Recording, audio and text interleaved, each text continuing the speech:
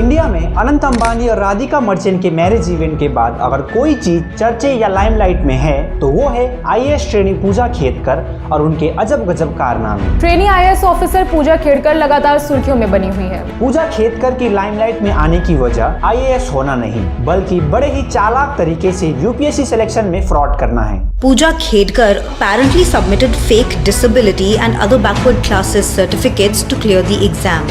ये स्कैम वाली घटना बहुत ही इंटरेस्टिंग है, लेकिन इसे समझने के लिए हमें शुरुआत से चीजों को समझना होगा।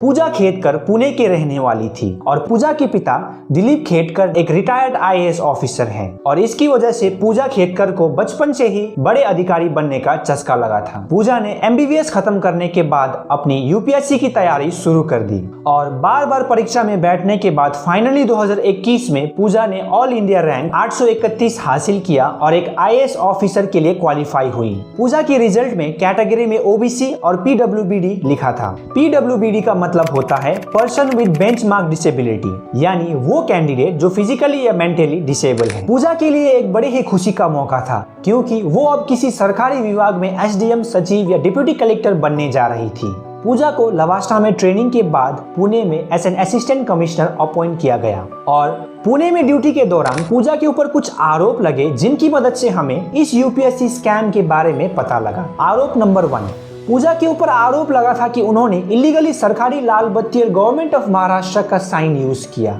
आईएएस पूजा खेडकर की ऑडी कार में लाल नीली बत्ती अवैध तरीके से लगी थी। लेकिन पूजा तो एक आईएएस थी और क्या एक आईएएस ऑफिसर लाल बत्ती और सरकारी साइन का इस्तेमाल नहीं कर सकता? आईएएस ऑफिसर इन चीजों को इस्तेमाल कर सकता है, लेकिन तब पूजा एक आईएएस ऑफिसर नहीं बल्कि एक प्रोविशनरी ऑफिसर के रूप में काम कर रही थी और इस 2 साल के प्रोविशन पीरियड के दौरान ट्रेनी को आईएएस ऑफिसर को मिलने वाली सरकारी गाड़ी, बंगलों और अन्य सुविधाएं नहीं मिलती। पूजा ये बात जानते हुए भी जबरदस्ती उन सुविधाओं को मांगती रही। इतना ही नहीं, पूजा के पिता दिलीप खेडकर ने पुणे के कलेक्टर विभाग को प्रेशराइज किया कि वो पूजा को सारी सुविधाएं प्रोवाइड करे। जब उससे भी बात नहीं बनी तब पूजा ने जबरदस्ती अपनी VIP number plate private luxury car के ऊपर नीली लाल बत्ती का इस्तेमाल और उसमें गवर्नमेंट ऑफ महाराष्ट्र की स्टिकर लगाई जो इलीगल है। नियम तो यूं है कि कोई भी प्रोबेशनरी आईएएस कार पर नीली लाल बत्ती नहीं लगा सकता और निजी कार पर तो बिल्कुल नहीं। आरोप नंबर 2, उन्होंने पुणे के एडिशनल कलेक्टर अजय मोर के एब्सेंस में उनका नेम प्लेट हटाकर खुद का नाम डाल दिया और एडिशनल कलेक्टर के चेंबर में बैठने लगी और इन सारे कारनामों की वजह से उनके खिलाफ एक रिपोर्ट दर्ज हो गई। तब मामले की खोजबीन शुरू हुई और इस छानबीन के दौरान यूपीएससी कमीशन को पता लगा कि पूजा ने जो ओबीसी और डिसेबिलिटी सर्टिफिकेट यूपीएससी को सबमिट किया था वो गलत थे। यूपीएससी कैंडिडेट के रूप में पूजा खेडकर ने खुद को ओबीसी नॉन क्रीमी लेयर बताया।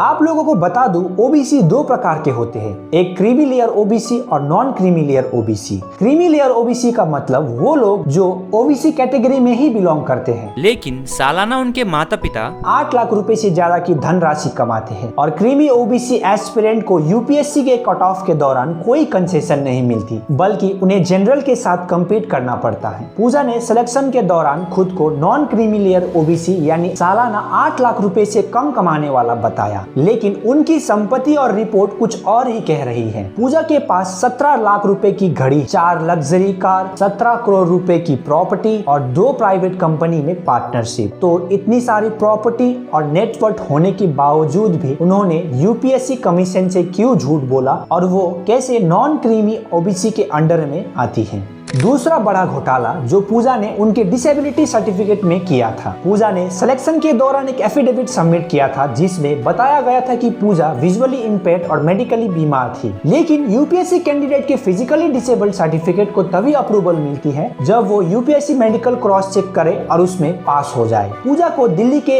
एम्स हॉस्पिटल से 5 बार टेस्ट के लिए बुलाया गया, लेकिन वो हर बार टेस्ट को पोस्टपोन करती रही और अंतिम में उन्होंने बाहर से की गई एमआरआई रिपोर्ट सबमिट करी जिसको यूपीएससी ने साफ साफ इनकार कर दिया। यूपीएससी कमीशन ने ये चीज सेंट्रल एडमिनिस्ट्रेशन ट्रिब्यूनल को पास कर दिया और कैट ने भी फरवरी 2023 में उस एमआरआई रिपोर्ट को एक्सेप्ट नहीं किया, यानी पूजा की सिफारिश को खारिज कर दिया। लेकिन कुछ ही दिनों के बाद अचानक से पूजा की वही एमआरआई रिपोर्ट को एक्सेप्ट कर लिया गया, जिसकी वजह से पूजा कट ऑफ से बच गई और एक आईएएस ऑफिसर बन गई।